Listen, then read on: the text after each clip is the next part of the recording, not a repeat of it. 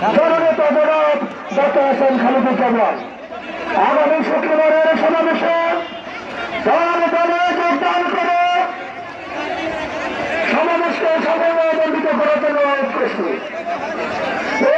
আমাদের সামনে বসার মেশিন প্রধান মেশিন কার্যক্রম উদ্বোধন করবেন আমাদের আজকের অনুষ্ঠানের সম্মানিত প্রধান অতিথি।